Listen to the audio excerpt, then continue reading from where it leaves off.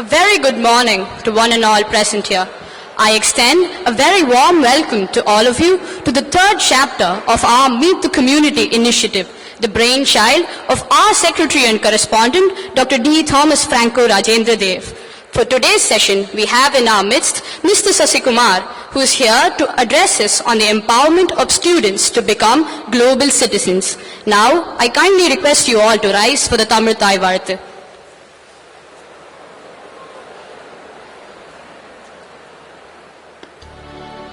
நீராறும் கடலொடுத்த நிலமடந்து எழிலொழுகும் சீராறும் மதனமென திகழ்வரத கண்டனிலே எக்கணமும் அதிசிறந்த திராவிடனல் திருநாளும் தக்க சிறு திருநுதலும் தரித்தனரும் திலகமுமே அத்திலக வாசனை போல் அனைத்துலகும் இன்பமுற எத்திசையும் புகழ் மணக்க இருந்த பெரும் தமிழனங்கே தமிழனங்கே உன் சீரமை திகம் திகழ்ந்து செயல்மனாக வாழ்த்ததுமே வாழ்த்துதுமே வாழ்த்ததுமே.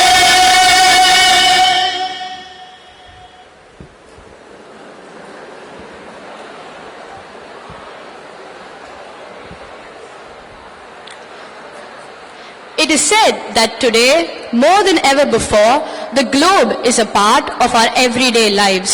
The whole world is interconnected and interdependent. Hence, to truly excel in our lives and make this world a better place, we must become global citizens, citizens of the earth who are aware of the wider world and have a sense of understanding of how the world works. The opportunities provided to tomorrow's global citizens by our fast-changing world are enormous. But the youth of today are not equipped enough to make the best use of these opportunities as they are bound by the textbooks and curriculum of the schools. Keeping this fact in mind, the SBIOA management has organized this session with Mr. Sasikumar, who is here to help us find the path to global citizenship. Now, may I request Master Alan Timothy, Head Boy, SBOA School and Junior College, to give the welcome address.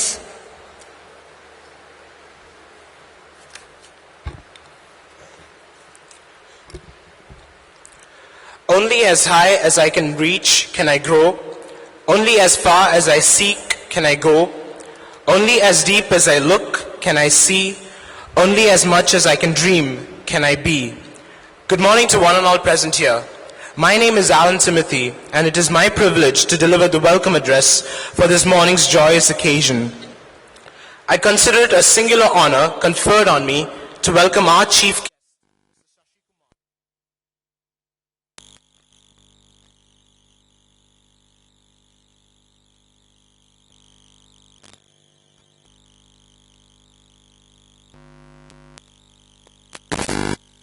and runs the prestigious Asian College of Journalism in Chennai.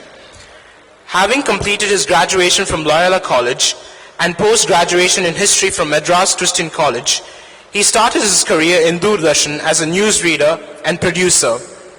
Later, he worked in PTI TV as the chief producer and general manager of PTI. He authored and presented independent programs on economy, politics and culture on Indian television like Money Matters, Tana Bana and Janmanch. Mr. Sasikumar is a well-known filmmaker as well. He scripted and directed Kaya Taran in Hindi based on the story When Big Trees Fall by the writer N.S. Madhavan. The film won him the G. Aravindan Award as the Best Debut Filmmaker in 2004. He acted in many Malayalam movies too. He has many firsts to his name, from being the first national English newsreader at Delhi Doordarshan Kendra, to starting India's first private television channel and the first exclusive journalism college on the lines of Columbia School. Mr. Sasikumar has done several path-breaking things in his life. Mr. Sasikumar always had an entrepreneurial streak in him. Even though his first venture was an advertising agency, what he has done as an entrepreneur after that has been firsts of its kind. As the man who founded AsiaNet, Mr. Sashi Kumar is often the person everyone goes to advise to start a new channel. But a channel is not something he'd advise. There is a whole paradigm shift taking place, the way of experiencing the media. It is not anymore a media produced by some of us and consumed by others. We are in the realm of user-generated journalism, he said. Interestingly, Mr. Sashi Kumar is also interested in music. He is the recipient of innumerable awards and accolades. Humble, modest, and down-to-earth, Mr. Sashi Kumar is what we can define as a people's person. We are extremely fortunate, privileged to be one of the few of our age group to listen to your mesmerizing voice with such a huge fan base. Sir, we welcome you with open arms. It gives me immense pleasure to welcome Sri Thomas Franco Rajendra Dev, Secretary and Correspondent of SBIOA Educational Trust. Or in other words, he prefers us that we call him our mother figure. He is our comfort, who has immense faith in us, and to whom we would go to without any inhibition, just as we approach the people whom we love. Just as a mother realizes the wants of a child, Sir feels that our demands need to transcend the boundary of classrooms. Sir, it is an honor to have you here, sir. I'd also extend a very cordial welcome to our Associate Secretary, Mr. R. Balaji, and Mr. M. Shanmugam, Treasurer of the SBIOA Educational Trust. I would like to welcome Mr. T. Sendi Kumar, Correspondent of SBOA School and Junior College, who is a living mighty tower, a man of very few words, but with very high intellect. A warm welcome to you, sir. I'd also like to welcome Mr. Ravi Chandran, Correspondent of SBOA Matriculation School, and Mr. A.V. Joseph, Correspondent of SBIOA Model Matriculation School. I would like to extend a warm welcome to Madam P.C. Salvarani and Ms. Madam R. Bindu, the Administrators of SBIOA Educational Trust. I would like to welcome the Vice Principals, Compartment Heads, Teachers, and students. This learning experience of ours is sure to expose us to new horizons and uncharted waters. And once again, I'm very much looking forward to hearing what you have in store for us, sir. And again, I welcome each and every one of you. Thank you. Thank you, Alan. We would like to express our love and gratitude to Mr. Sashi Kumar in a special way. May I request our Secretary and Correspondent, Dr. D. Thomas Franco Rajendra Dev, to present a memento to Mr. Sashi Kumar.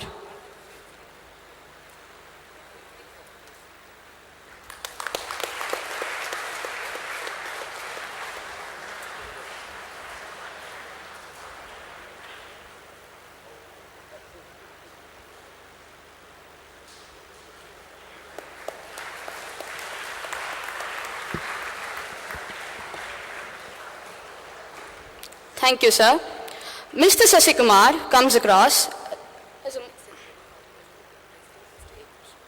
We extend a very cordial welcome to our President, Mr. A. Krishnan.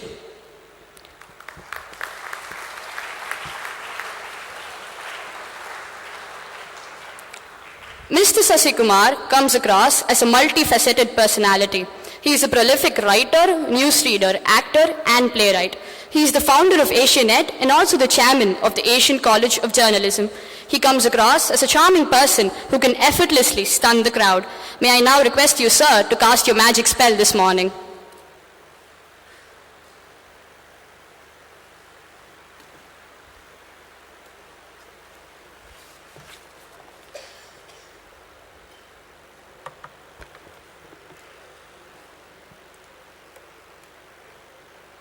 Dr. Thomas Franco Rajendra Dev,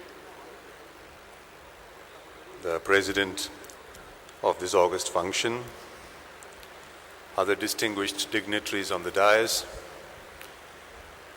and the vibrant, ebullient, expectant, wonderful sea of youth before me, the faculty, administration, organizers of this great chain of institutions, the SBIOA, run by the Educational Trust. Let me at the outset thank Alan Timothy Johnson for his very generous introduction. Perhaps slightly exaggerated introduction. The problem with such introductions is when you speak, you have to live up to the introduction. And that can be a risky affair. But I am truly very honored and happy to be in this institution, about which I have heard a lot. I've particularly heard about Dr. Thomas Franco as well.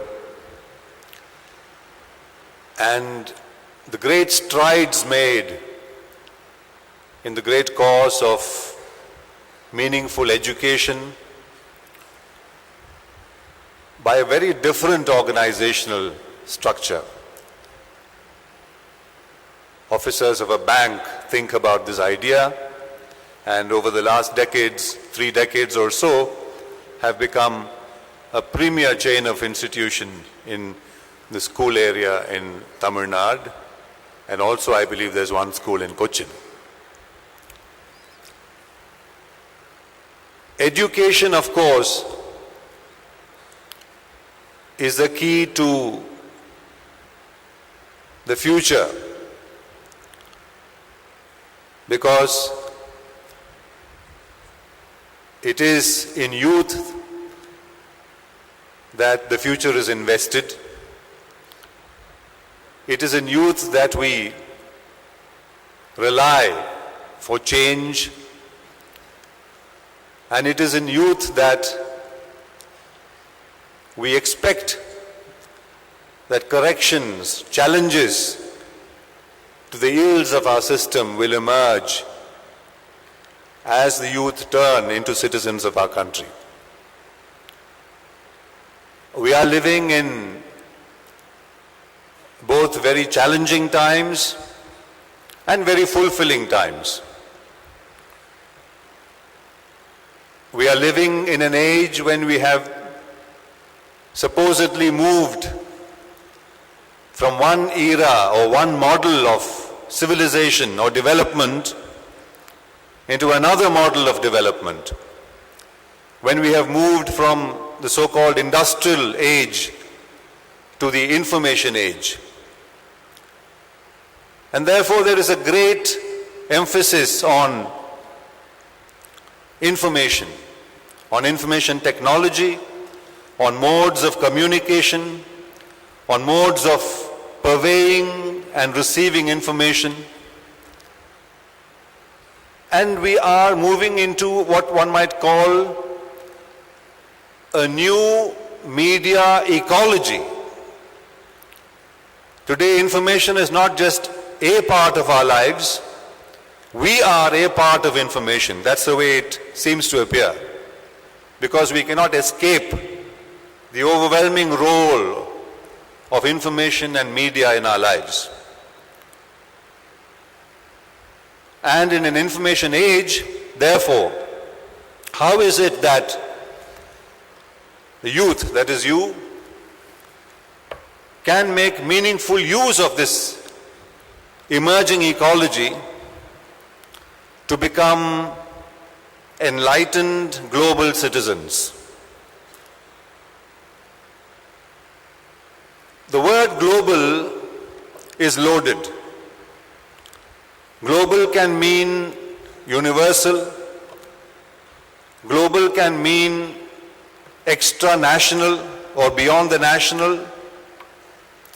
Global can mean, practically, in our experience, succumbing or following the dominant powers of the world. In other words, globalization very often is confused or becomes as good or as bad as Americanization. But when we speak about globalization, I think what we are talking about is the fact that the world has become what Marshall McLuhan, a guru of shall we say, the modern media, who predicted a number of the developments of the information society that we are living through today, called the global village. Marshall McLuhan spoke about the global village at a time when the Industrial Revolution was still in its heyday, or it was in its final decades. But what he meant by the global village is not that modern technology will make us so sophisticated, so tech savvy, that we will become impersonalized global entities, but that modern technology will become so user-friendly, so user-generated and so user-friendly that it will enable us to become more and more personable, more and more intimate with one another. Hence the use of the word village.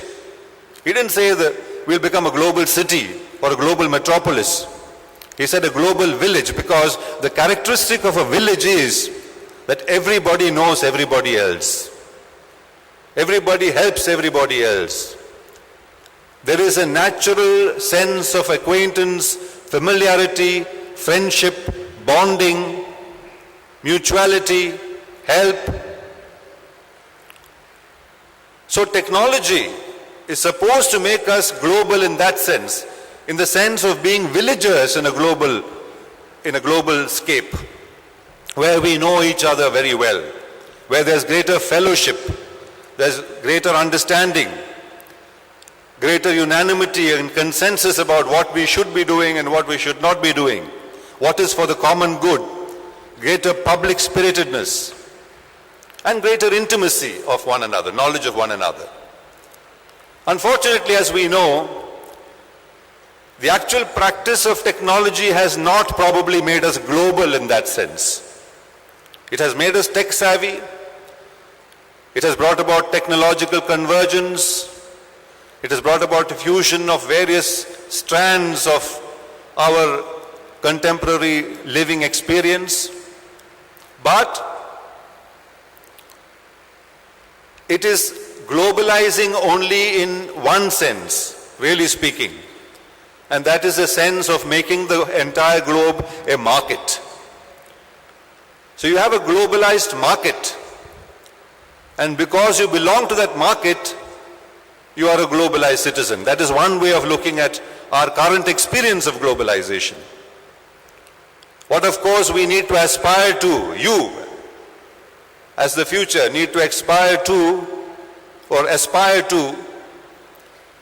is to change this concept of globalization into McLuhan's definition of the global village, whereby being global, you are also being local. Whereby being global, you are also being national, without wearing nationalism on your sleeve. Without making it such a big issue. You are naturally national, you are naturally local, and therefore you are naturally global. Otherwise, we will be global as consumers. Unfortunately, along with the information age, we also have a process of globalization, as you know, in the economic sphere. In the early 1990s, India also launched on the path of globalization and liberalization, as all of you know. And what is meant by that process of globalization or liberalization is to make the entire world one big market in which all of us are either producers or consumers. Of course, the bulk of us are consumers, not producers. So there is, in fact, a trivialization of the human persona when a citizen, when a reader, a writer, a viewer of a TV channel, reader of a newspaper if you like, when a worker, all of them are converted into consumers. So that is global consumerism. And we are all consumers in that consumerism. So we go to the same malls, we buy the same products, we have the same lifestyle, we aspire to the same lifestyle, we want to wear the same kind of clothes, we are into the same kind of fashion, the same kind of cuisine, we buy the same kind of goods in these multiplexes, we see the same kind of movies, and we aspire to be global in that sense.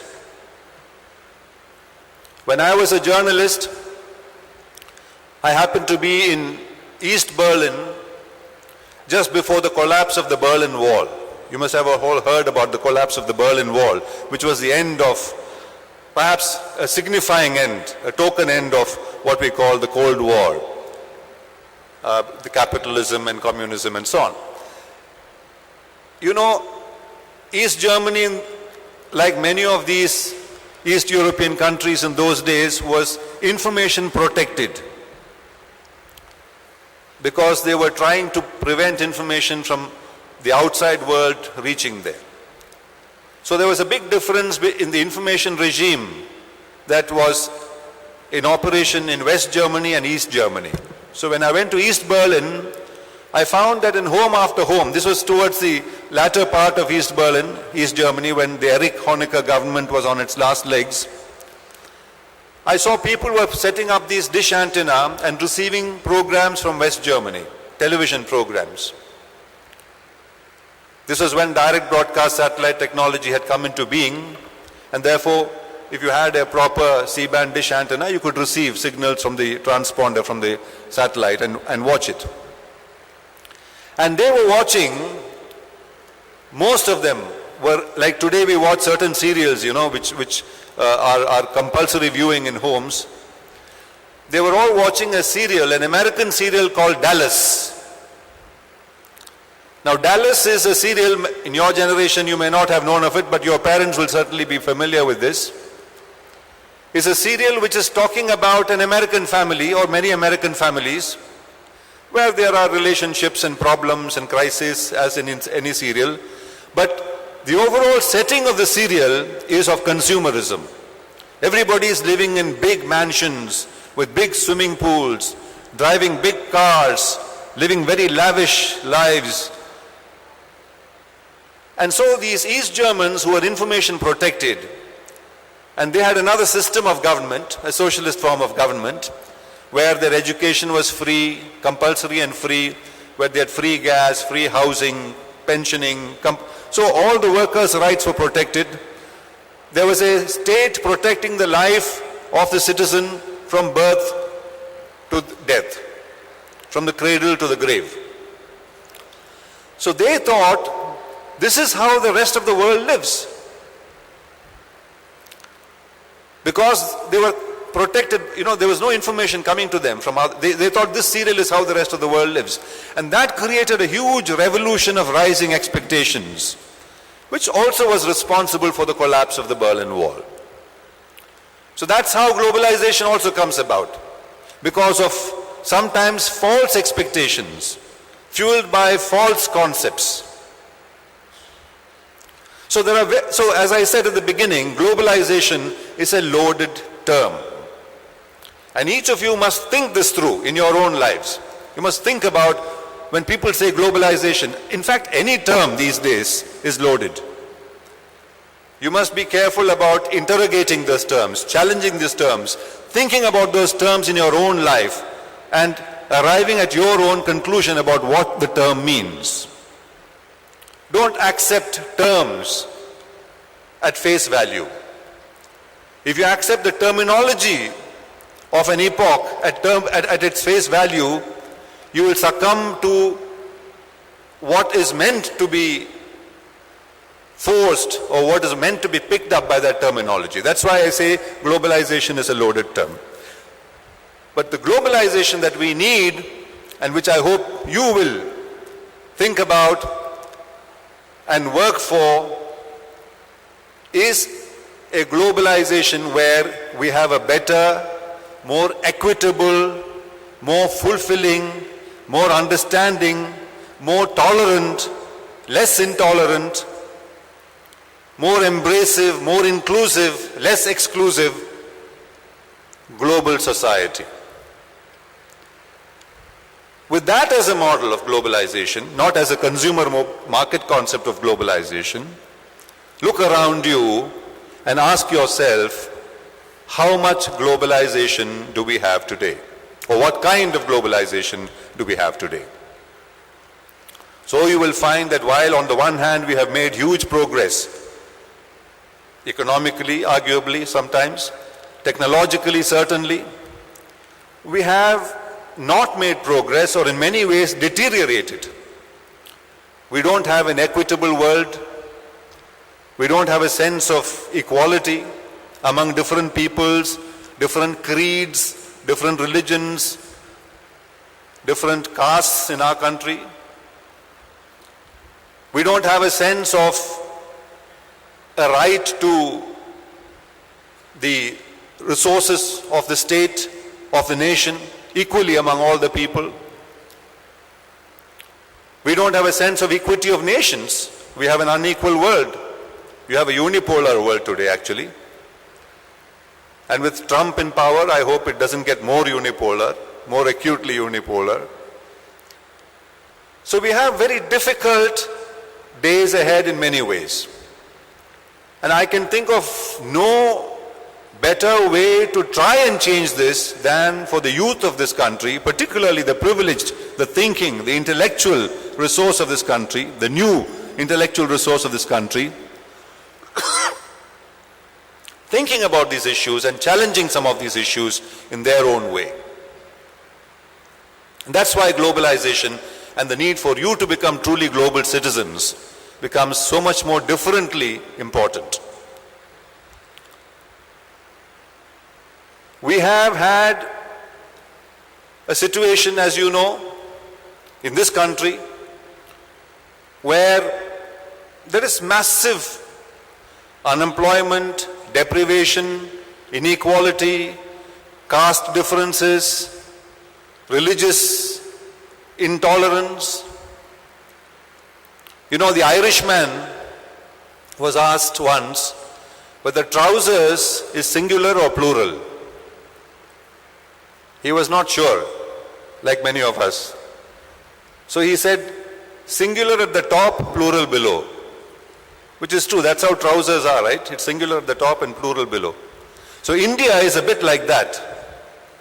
If you look at the cities of India, where you are the privileged citizens of India, privileged youth of India who live in the cities, the metropolises of this country are like the top of the trousers. They are standardized. They share the same kind of characteristics. As I said before, the people there share the same aspirations, the same lifestyle, the same kind of schools, the same kind of vehicles, the same kind of homes, the same kind of shops, the same kind of eating habits, same kind of restaurants, same kind of movies, same fashion shows, same leisure style, leisurely activities. But as you go down and it becomes plural, you will find the fascinating variety of India. You will find differences of culture, differences of ethnicities, differences of living styles.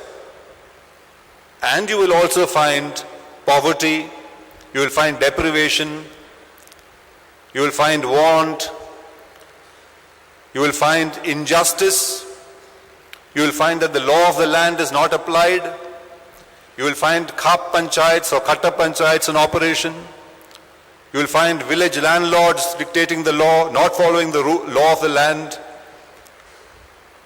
You will find a number of these things. You will find both the fascination of the variety of the vast arabesque of India in all its splendor.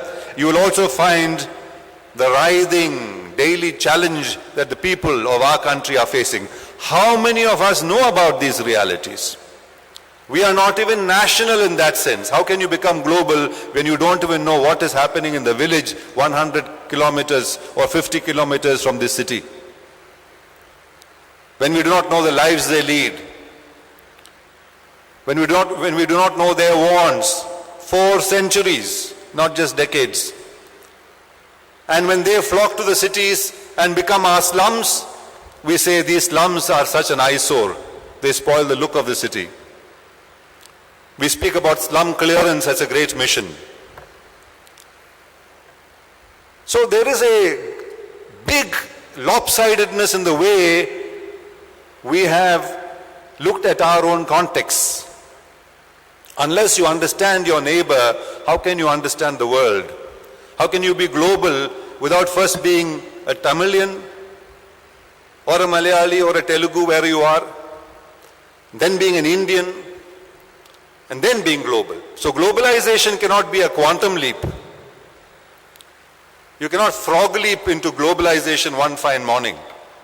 Just because you have been educated differently, just because you have had certain prerogatives and privileges which many other youth in your country have not had. You are lucky that you have that, and therefore you must leverage that, you must use that to become truly global. That is why I keep saying we have to proceed from the local to the global. There is a trick term used these days, some of you might have heard it, called glocal, which combines global and local. I think that's a spurious term. It's a kind of a cheating term, you know. It's just a clever term. It doesn't mean much. You can't be global and local like that. You have to have a consistency and look at the world from the perspective of your context. And then globalization becomes meaningful. Otherwise, it becomes just an empty word. Of course, you must be national. We are all national by virtue of the fact that we are Indians, that we are born here, that we are citizens of this country, of this wonderful nation. As the poet famously sang, breathes there the man with soul so dead, who ne'er to himself had said, this is my own, my native land, whose heart hath ne'er within him burned, as home his footsteps he hath turned from wandering on a foreign strand. If such there breathe, go mark him well, for him no minstrel raptures swell. High though his titles, proud his fame, boundless his wealth as wish can claim, despite those titles, power and pelf, the wretch concerted all in self, living shall forfeit fair renown, and doubly dying shall go down to the vile dust from whence he sprung, unwept, unhonored and unsung. That is nationalism. And each of us has the fire of nationalism in us. But it's not a great country or society if day in and day out somebody has to tell us, be nationalist. Unfortunately, I see that these days. Some people cannot assume that they have the right to propagate nationalism and assume that the others don't know what nationalism is. Each of us is implicitly nationalist. We bear this song that I sang, this poem that I sang, in our minds. And unless you are that, you will not be global. Unless when you come from abroad, you feel a twinge. When you land in Central Station or when you land in our Chennai International Airport and you hear the auto rickshaw or the taxi people fighting, you feel nostalgic, then you're not truly global, you know. You can't say, oh, in New York this doesn't happen. What a terrible thing coming back to this place and hearing all this nonsense. So we have to shed false concepts of being global, of being, cosmetic concepts of being civilized. We are a product of our own circumstance. We have to have a sense of the other, as I said, of rural India. We have to be inclusive in our reach. We have to embrace our friends who may belong to different ethnicities, different castes, different religions. Ideally, we should not even be aware of that. Unfortunately, politics and politicians day in and day out keep reminding us of that. And because we are made aware of that, we must be cautious against it. Otherwise, naturally, in my school days, unlike now, unfortunately, one didn't even pause to think which caste or which religion or which background my schoolmate or my college mate came from. It was not even a factor in our minds. Today, it is not a factor in your minds, but unfortunately when you read the newspapers, when you look at some of these terrible television programs, particularly the news shows, you are constantly reminded of these aspects. And therefore, you need to develop filters in your own mind on how to react, how to assimilate the world. Don't let these charlatans on television dictate the world to you. Discover the world for yourself.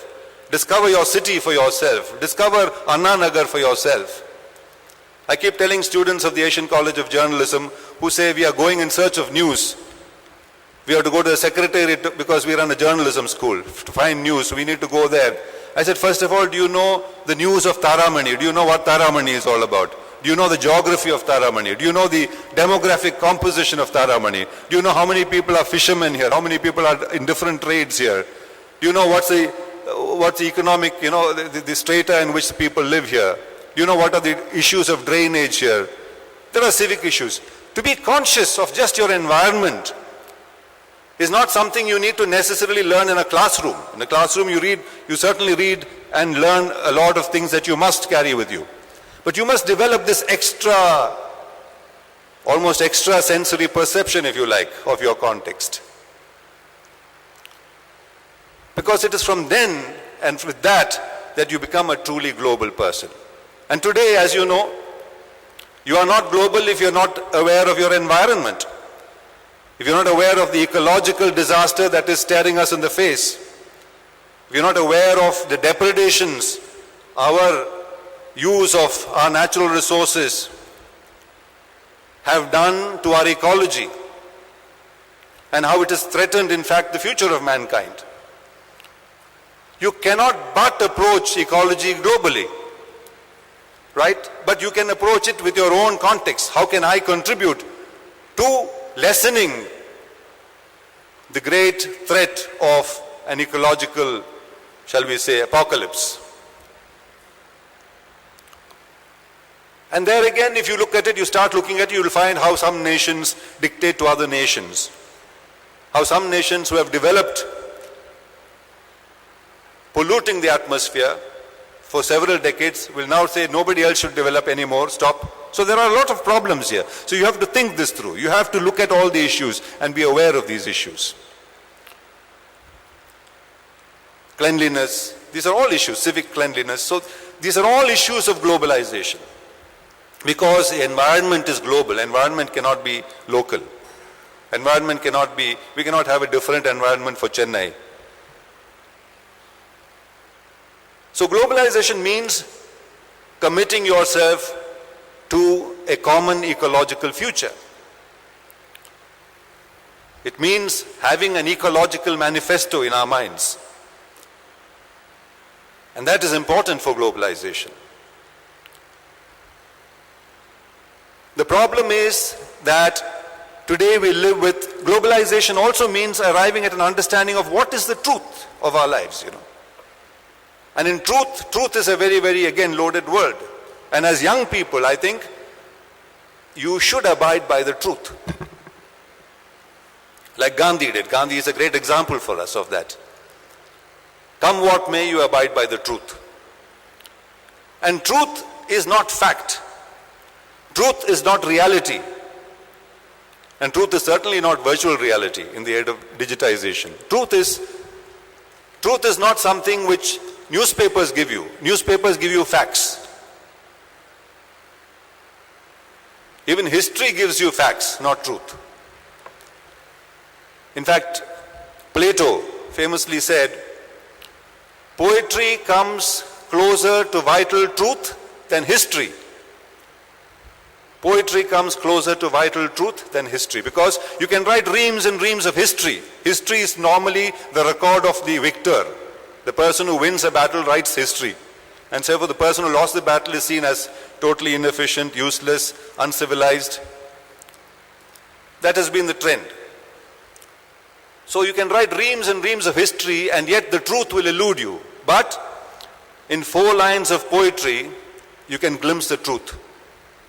If you are a creative artist, you can glimpse the truth. A painter, a sculptor, a dancer, And a spiritual seeker may be able to glimpse the truth.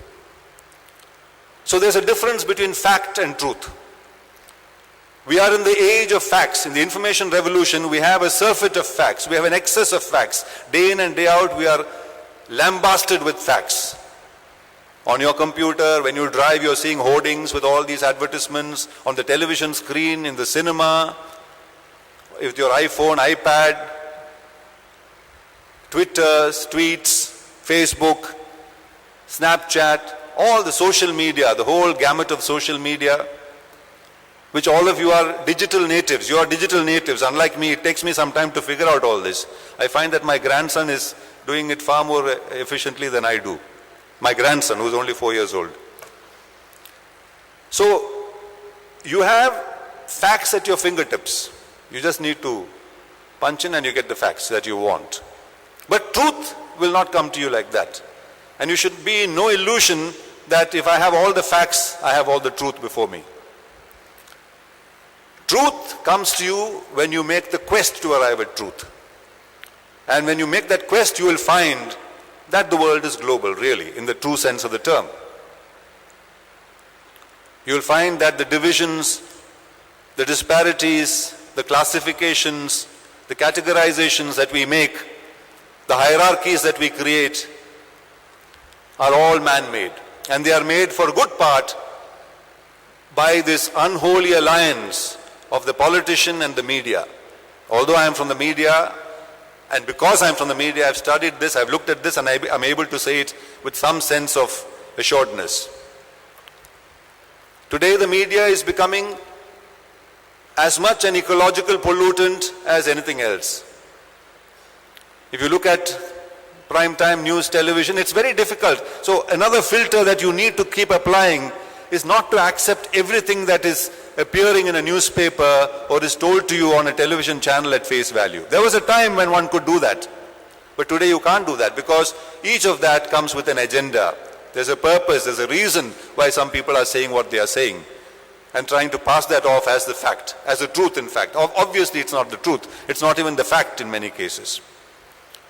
You should ask yourself whether there are facts disguised. In other words, does the media say more or hide more? Is there more to what the media is concealing than to what it is revealing? Do they not tell us things that we ought to know and tell us other things so that we are distracting our minds from what we ought to know? Are they just becoming an instrument for plans by other corporate interests or political forces? These are important issues in understanding, arriving at the truth. And so I think we are overall in an environment where there are many challenges before us. And it is only you as the youth who can, without being bothered by all this clutter around us, thank you very much, who can, without being bothered by all this clutter, decide to have a clear perspective, a humane perspective, a perspective that is not dictated, although it may be influenced, although it may be informed by all the facts that you are able to get. Some of them you reject, some of them you accept because you know it's rational, and develop a global perspective. It is true that the future is in globalism in that sense. Although a Brexit vote will make us think that people are going back to nationalisms. Although a phenomenon like Trump, where he talks about cutting off immigrants, may make us think that we are withdrawing back into tribal nationalisms. In our own country, several such symptoms may make us think we are going back into the shell of nationalism. But the future, the economic future, the inexorable future is determined towards a global culture. There's no doubt about that. But it has to be globalization on the terms of each of its beneficiaries. Everyone has to be a stakeholder in that globalization. And that's why you need to get the term right. You need to get the concept right. You need to work for the concept in its meaningful, purposive manner. And truth, therefore, is the beacon that will take us there. Truth, not fact, as I keep saying. Because there is truth, there is fact, And there is reality. Reality is an even more of a convenient term. We say, let's do a reality check on this. When you say that, what you mean is, there's no ethics involved there anymore. This is the fact. It's a fact that these poor people have to suffer. What can we do about it? We can't do anything about it. That's a reality check. But there's no ethical infusion there. You can't as a human being say that. You have to ethically question that. Why should this person be suffering? Because his forefathers were suffering? And can I make a difference to this situation?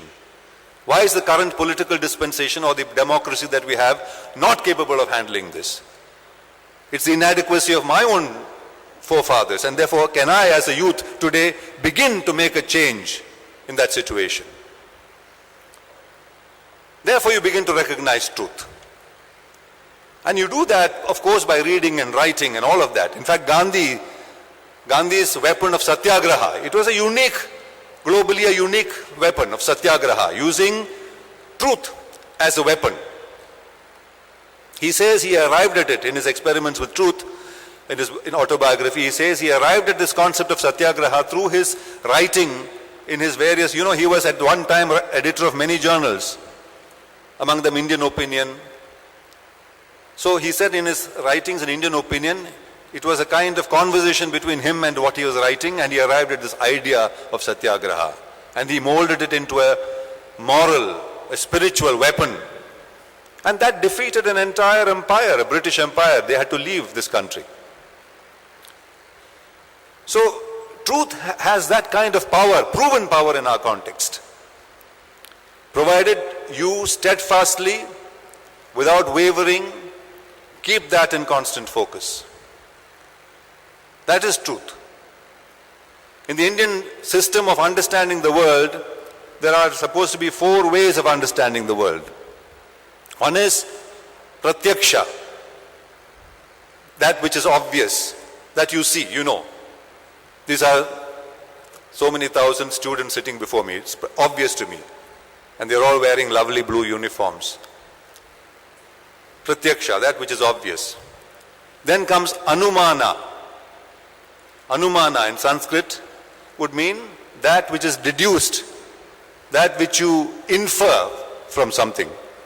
Logically, that you deduce, that you infer, right? Using your mental, rational capacity. So, pratyaksha, anumana. Third is aptavakya. Aptavakya is the account of a person who was there. That is really the journalistic function in today's terms. In the Mahabharata, when the king says, Sanjaya, tell me what happened on the battlefield, and he comes and tells him, that's the story of the Mahabharata. That's aptavakya. He's recounting the battle. Of course, that's a mythical battle, but he's recounting the battle. Somebody saw a fight in a street, he comes and tells you, I was walking, I saw these people, and one man hit another man, the other man hit him back, and then they were brawling. That's aptavakya. A reporter sees an accident, reports it. Sees a civil strife, reports it. Sees a war, reports it. That is aptavakya. So you have pratyaksha, anumana, aptavakya, and then smriti. Smriti is your memory. Because without the cement of smriti, none of these will stand in place. And in Kalidasa's Shakuntalam, there's this wonderful Indian epic called Shakuntalam, a poetic epic written by Kalidasa. Abhijnana Shakuntalam is the full name. There is a wonderful passage, and I'm translating it approximately in Sanskrit, which talks about King Dushyanta. The story of Shakuntalam, for some of you who don't know, is about this king who goes to a forest, sees and falls in love with a woman, and then he forgets that he fell in love with her and he's married to her. He goes back to his palace, or forgets, because he's got what in modern movies they call amnesia suddenly, In the Indian movies you'll find the hero something will fall on his head and he'll forget who everybody was what. And towards the end of the movie he'll fall again and he'll get the memory back. It's a bit like that. So he forgets what happened. And then because of a ring, the memories come back. But in between that, he has flashes of memory. And therefore at one point, King Dushyanta says, my mind is taking strange turns. Like I can see an elephant pass before me, but I cannot recognize it as an elephant. But after the elephant has passed, I see the footprints of the elephant and say, these are the footprints of an elephant, And therefore, that creature which passed before me must have been an elephant. In other words, your capacity for recognizing that which is obvious, pratyaksha, disappears. And you deduce everything. Right? So if there's an elephant in the room, we may not recognize it. But after the elephant is gone, you see the footprints of the elephant and say, these are the footprints of an elephant, and therefore that thing which was standing here must have been an elephant. Use anumana to understand pratyaksha. So today we have a lot of such representative reality. Reality which is not reality but created, concocted reality, particularly by the media or dominantly by the media. They are creating a parallel universe of reality, which may have nothing to do with the real lives that people live. So if you look at the universe of the media today, what is the globe? We are talking about globalization. What is the universe of the media today? It is only cities, city life. Where is ruralness in the Indian media? How much of villages do you see? How much of village life do you understand by watching television 24/7? Even if you were watching it consistently for 2 months or 3 months at a stretch. Hardly 1 or 2%. How unrepresentative that is. Because we know that 60% of our country, 60 to 70% of our country continue to live in suburban areas and in villages, in deep villages, in the hinterland of this vast country. How much of that is represented in our media? 0%, 1%, 2%? So how representative is that media? How can you even think of globalization when we don't even understand this whole reality of what India is? That is how unrepresentative the media is. That's the short point I'm making. In fact, if you bury a time capsule, you know, when Indira Gandhi was the Prime Minister of this country, she ventured on a foolish exercise of burying what's called the time capsule. Time capsule is you take representative samplings of contemporary media, you know, newspapers, cuttings, film, television, some tapes, some history books, some essays, and put it into a steel kind of capsule and bury it under the ground. The idea is that if there is science fictional, don't think this is real, God forbid a tsunami which washes all of us away one fine day, and everybody is gone, or biblical flood kind of situation, let us say, and the future century, say 23rd century or 25th century, wants to know how India at the dawn of the 21st century was like, they would probably look at this, excavate this time capsule, look at it and say, oh, this is how. So imagine if you buried a time capsule like that. Of course, when Mrs. Gandhi did that, because the opposition said this is all about Nehru and it makes it look like India is all about Nehru and his dynasty. And so the opposition raised a hue and cry and the time capsule was exhumed and destroyed. But imagine if you buried a time capsule like that today. Would you blame a future generation, assuming there is some such science fictional flash flood and all of us are wiped away, for arriving at the conclusion that India at the dawn of the 21st century must have been a huge city-state? Because there hardly be any rural India there, hardly any villages there. So that's how unrepresentative, you must think about this, the media is that we are getting day in and day out. Whether it's the newspapers, at least in the newspapers, the only time you find villages in India coming is when a farmer commits suicide, or when a Katta Panchayat does something terrible to a young couple from different castes who get married, or when there's some atrocity on a Dalit family or a Dalit child or a Dalit woman or a Dalit man. These are the only times rural India comes into our attention. So that's how grossly unrepresentative, how unethically unrepresentative it is. So how can we speak about globalization when we are not even corrected this, we have not even made our country seamless? When our city and country, villages are not even connected in that sense. There's no flow between city and village. There's only a flow from village into the city in terms of people who come and become bonded laborers here. So this is how unrepresentative it is. The truth is so difficult. What is pratyaksha before us, we are not able to see. So you, I think, should begin to great store to rely more and more by what is obvious. Refuse to believe everything that everyone tells you, which doesn't mean tomorrow in the class tell your teacher I won't believe you. I'm not suggesting that. Obviously, your pedagogy is very important, what you learn, because this is what makes you, this is what creates your personality. But you must have a larger role cut out for you. There's a larger role cut out for you, which is to be a true citizen of this country. A citizen with a global consciousness. Not a global consumer, but a global citizen in the true sense of the term. That, I think, is the challenge of the times, that you, more than us in our generation, will have to face up to. But I have no doubt that with the resources at your command, you are also a privileged youth, unprecedentedly privileged youth, because you have the access to technology which we didn't have, you have the access to digital technology which we didn't have, you have the access to communication, to understanding, to getting information at your fingertips which we didn't have. I mean, nobody looks at an encyclopedia anymore. We used to go through encyclopedias to get all that you do through Google and get within 5 seconds. So there are tremendous resources at your command. And those are privileges given to you in order to make the world that you live in a better place for your and future generations. And that, I think, is something which you must internalize, make part of your dharma, make part of your principle, mission in life. I have no doubt that a school of this stature, which has itself been an exemplary institution, the way it has structured, the way it has come about, will have, if not, will instill these values in you. And as ever, it is buoyant. It is extremely uplifting to see, as I said, expectant young faces before me, because the hope lies in you and you alone. That is not to weigh you down, that's to make you, even more excited about your future. And into that future, I say we will follow you. You must lead the way.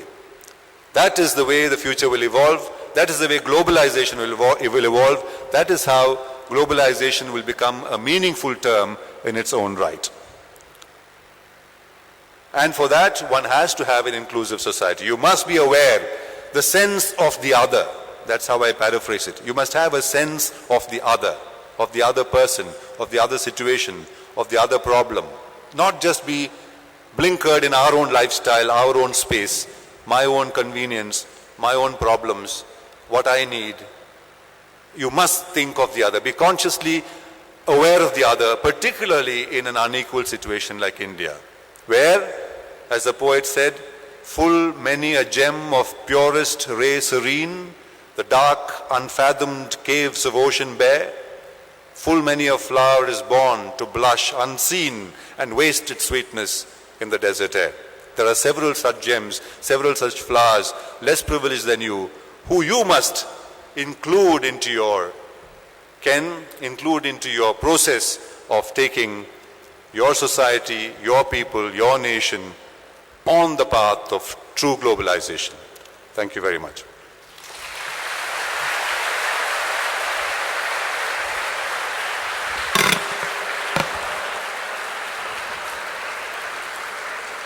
That mesmerizing voice again.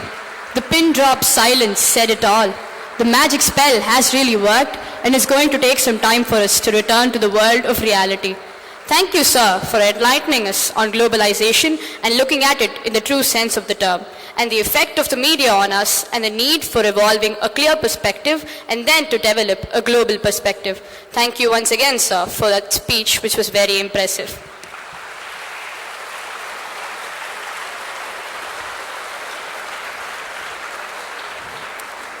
Our secretary and correspondent, Dr. D. Thomas Franco Rajendra Dev, is a man of great vision and extraordinary caliber.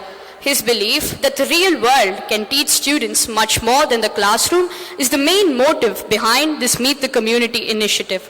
A great leader who prefers to be for the students, by the students, and of the students, his relentless efforts to make sure that we get the best preparation for our entire lives makes him the biggest source of inspiration for all of us. May I now request you, sir, to address the gathering.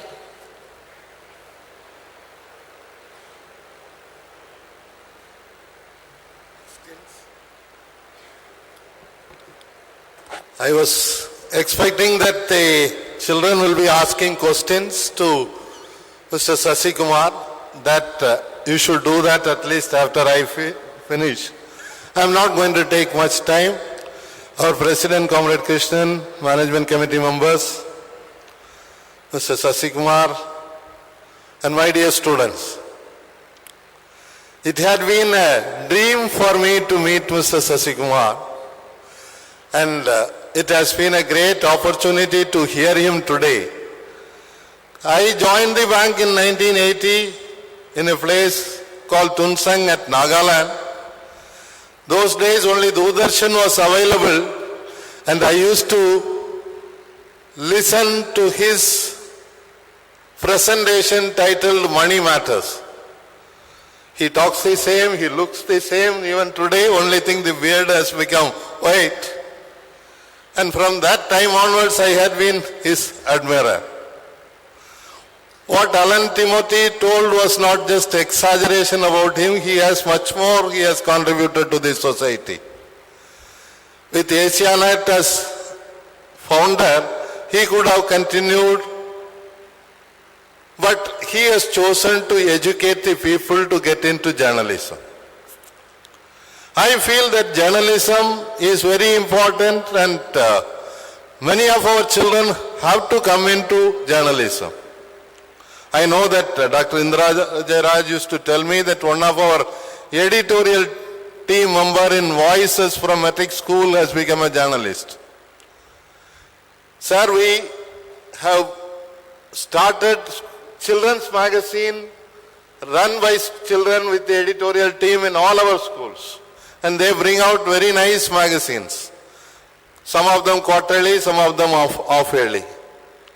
And we have also listened to some of the present-day journalists like Ahila Kannadasan, Mini Krishnan, and one of our students, Sushmita Armugham, has written a beautiful novel published by Penguin, Cuss It's Love. So, in future, I expect that many of our students, now we have a lot of IAS officers, IPS officers, engineers, scientists who have reached that scale from our school. But journalism is very important, and Mr. Sasikumar has been a very critical journalist. He looks at media critically. He criticizes media when media is not doing the right thing. And today, in his speech also, he mentioned how we have to look at the news channels and how we have to look at the writings in the newspapers, because media is also controlled by the corporates of this country. So, my appeal to you is that look at everything critically, analyze everything critically, and we had the great opportunity of listening to Mr. N. Ram, one of the best journalists, few times in different occasions here, and today we could listen to Mr. Sasikumar, and I am expecting that very soon we will also listen to Sainath, who is one of the great journalists of this country. And recently I had been looking at a documentary on Sainath titled Nero's Friends. Nero, as a king, was enjoying a feast with his friends, and when they did not have adequate lighting, he brought the prisoners whom he had captured, and he asked his people to burn them, and that gave more light for them to enjoy that feast. And the concept of that documentary is that let us not be friends of Nero who were tolerating, who were admiring Nero when he was doing something wrong. So we should be critical, and we should not be like Nero's friend. Thank you, Ananda.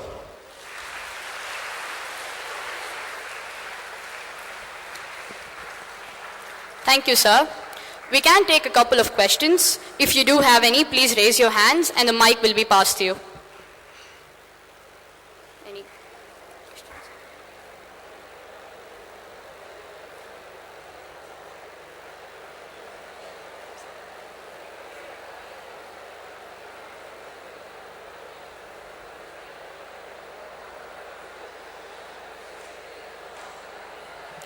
Do you have any questions, children?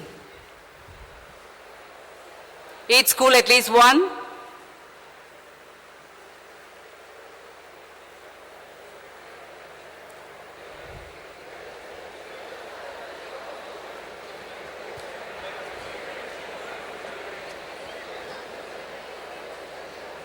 Get up. Who wants to ask question, please get up.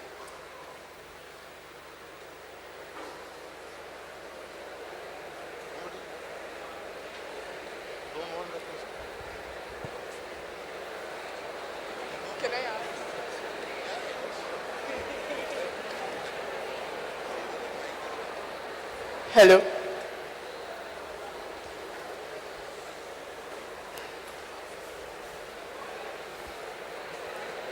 Good morning, sir. You've got to be creative to be a journalist. So where do you get your inspiration from? Where do I get the inspiration for? Yeah. For what? To be creative, like where do you get ideas from? Oh, that's one of the toughest questions. First, I don't think I am exceptionally creative. I think all of us are creative in one way or the other. And ideas come to us because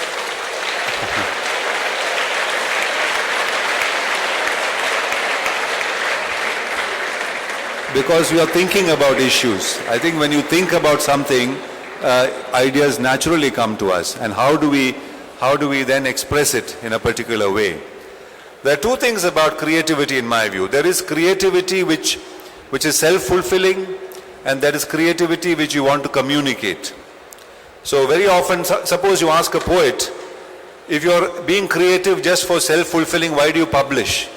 The fact of the matter is, when you create, you also want endorsement for the create. You want others to look at it, and you want to hear what others think about it, what others say about it. You hate it when somebody criticizes it, but that's also important. So creativity in the true sense is not art for art's sake, not something that I create and I enjoy myself and I don't share it with anyone else. That would be the difference in my creativity. My creativity always has to have an extension of sharing.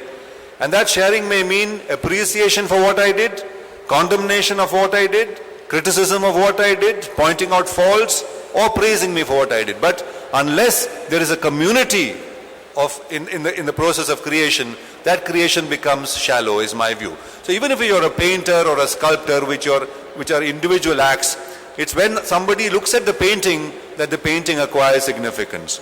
Number one. Number two, I think a creator cannot expect that what he creates is seen as he creates it by somebody else, right?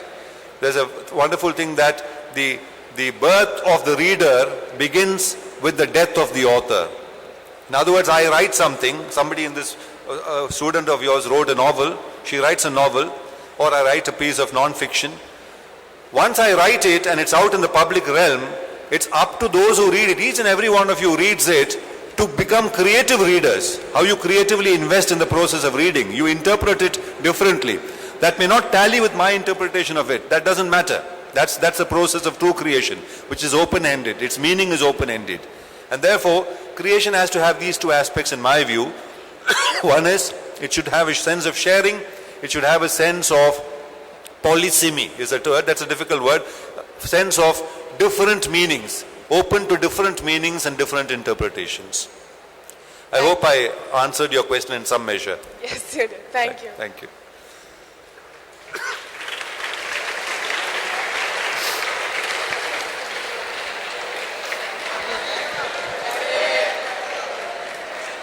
Sir, in You're popular even before you spoke. Everyone is. in this present generation, as consumers, which source of information can we rely on? Is it newspapers or digital media like television? Newspapers versus television channels. Which is more reliable, do you think? Or is there anything more than this, other than these two? That's a difficult question only because newspapers and television are not two separate agencies as we think. The source of news is the same. Newspapers give it to you in a particular manner, in a traditional manner. Television gives it to you in another manner. But in the balance, I would think I would rely more on a newspaper even today than television. Although my entire career has been dominated by television, less by newspapers. I've done some newspaper work, but mostly television. But in the current situation, I would say newspapers are more reliable sources of news than television is, because television is no longer giving you news. They are only giving you opinion. Tell me the last time you got a piece of news from television. I mean, I'm joking, but the rest of the time in that what you call news hour, they're all sitting and shouting at one another, or trivializing things, or calling people names, or having people there and not letting them speak. I don't know what the fun is. You call somebody to the studio and not let him speak. So this is what is television offering you. There's hardly any news there. It's all opinion. It's all, interpretation. It's all biases, prejudice, much of it. Whereas newspapers still have a lot of information in them. But I think today, a great source of news is the social media. In fact, you'll be surprised, many newspapers, offices and television stations have a cell whose job is only to monitor the social media, because that's where they get their news from. Social media is important because you, living in Anna Nagar West Extension here, you know what happened here. And then you're putting it on your social media, putting on the Facebook, or you're tweeting it to a friend. This happened here. And that leads to a big news. So newspapers are picking up those things. Blogs, Facebook posts, blogs. You should all start, having blogs. These are the big sources of news. So the process of news is now becoming wider and wider, and you get reliability in some, of course a lot of fabrication and myth also. But overall, I would think in any single place, if you want me, my personal view is a newspaper becomes more reliable than television. Short answer to your question. Good morning, sir. Sir, I am a viewer of Asianet channel. I am a cable TV viewer. In cable TV, Asianet is not coming. Why is it, sir? Must be a very bad cable TV operator.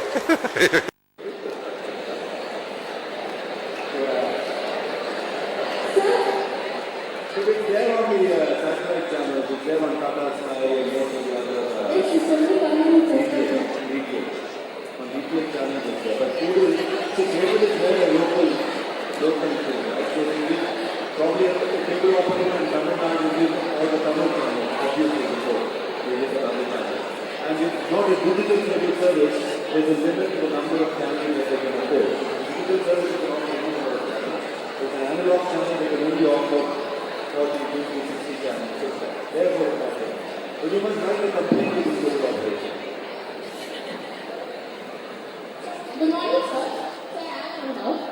What do you think about future of media because of demonetization? What do you think your views? I think demonetization is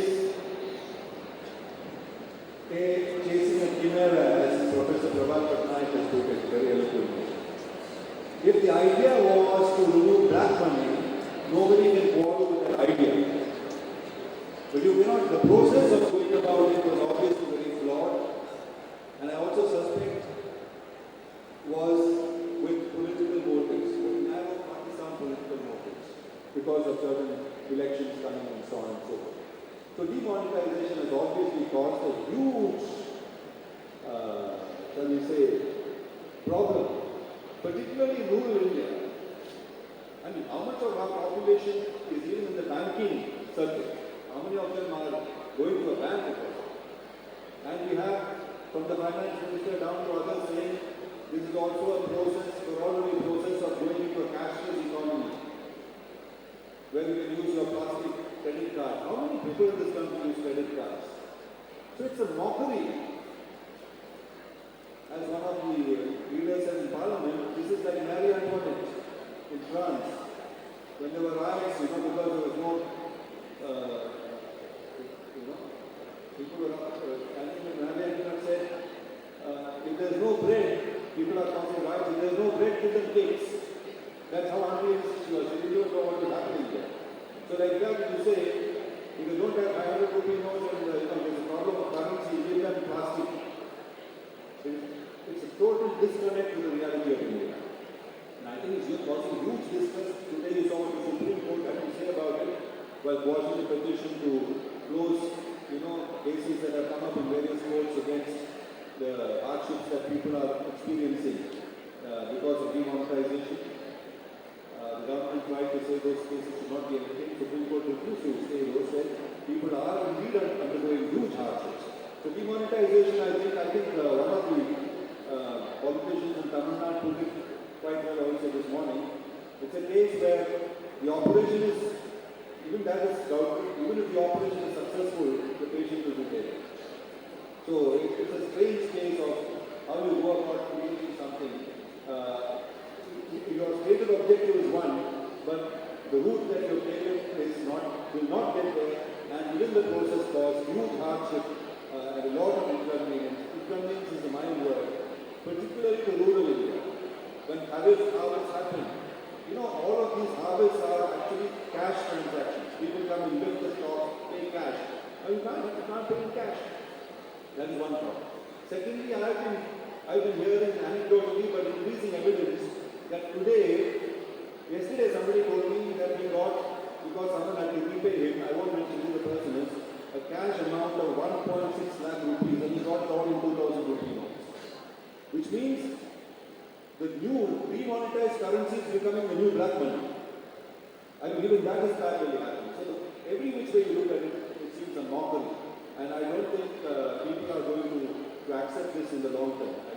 Right now, I think the scheme has some goodwill because obviously we are all worried about black money. So the scheme has some goodwill because people think even if we undergo some difficulty, if this gets rid of black money, it's well worth the difficulty. But the problem is, it's a well ill-conceived scheme and it will not get rid of black money. In fact, it will create a whole new process of black money.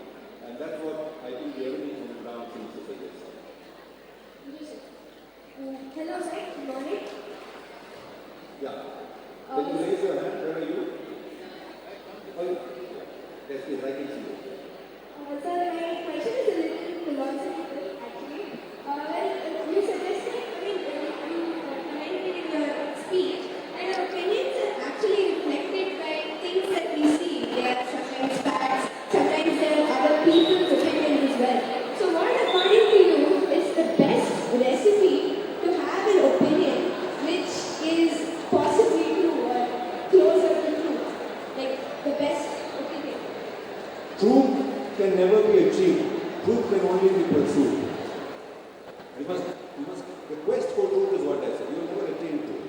But in the quest for truth lies life. Right? That's what Gandhiji would never say achieve truth.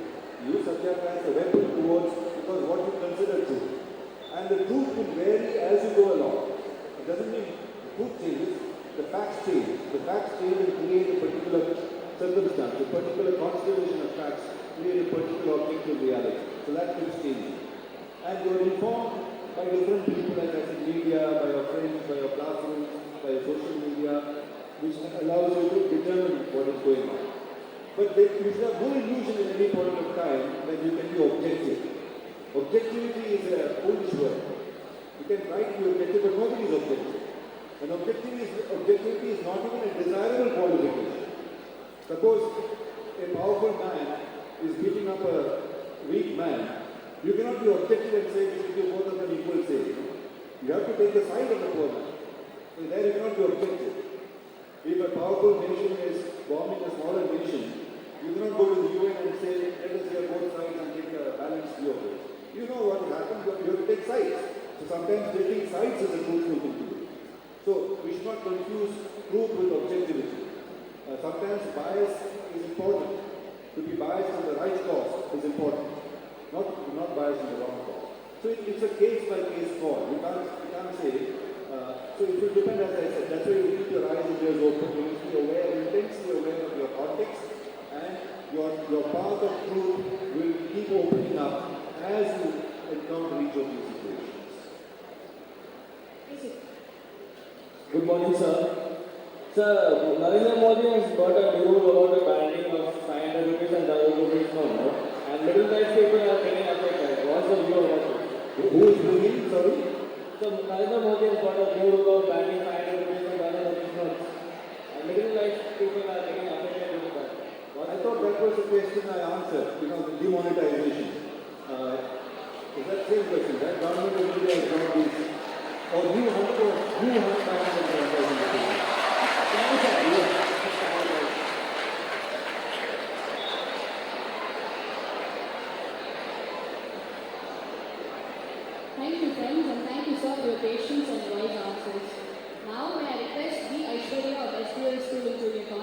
vote of thanks.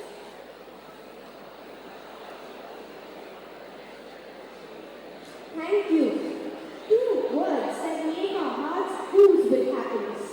I deem it a great privilege to propose the vote of thanks on this occasion. Like the buds of a graceful lily flower before dawn, we students were oblivious of our role as citizens of this world. Then came our ray of sunshine, Mr. Sasikumar, Chairman, Asian College of Journalism, who woke us up from our slumber and showed us our destiny for a blooming future. Thank you, sir, for taking some time out of your busy schedule and sharing with us your valuable knowledge. Your words of wisdom shall echo in our minds and hearts forever.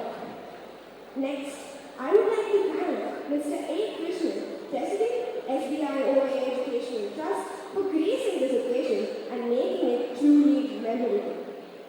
Every ship needs a captain, and our captain, our Secretary Correspondent Shri Thomas Franco Rajendra, does not just navigate us through the regular paths, but also introduces us to paths that are yet to be discovered.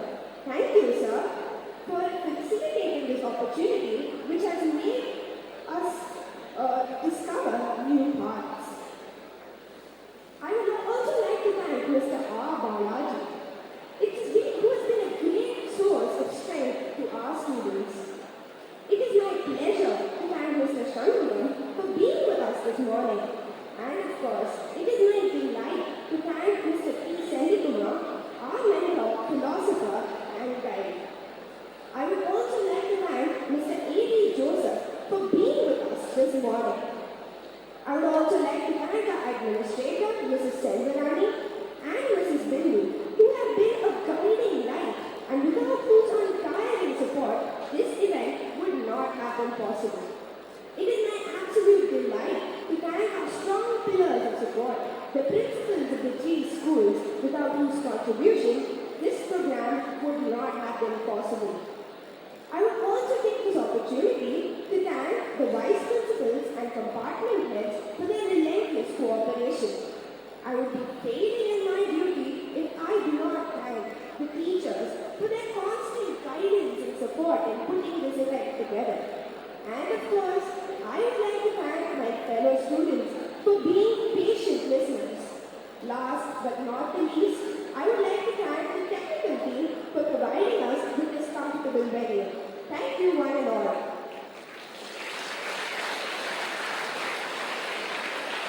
Thank you, everyone.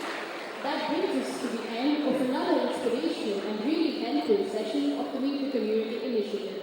It is said that one of the greatest forms of respect is actually listening and understanding what another has to say. I do sincerely hope that all the SBOians present here will give utmost respect to Mr. Sasikumar and become some of the greatest global citizens of the earth. As we part, I'm sure there's a big question lingering in our minds. Who will be the next interesting personality our Secretary, Dr. Thomas Franco, will introduce us to? We are all eagerly waiting for your next surprise, sir. On this note, I request you all to rise for the national anthem.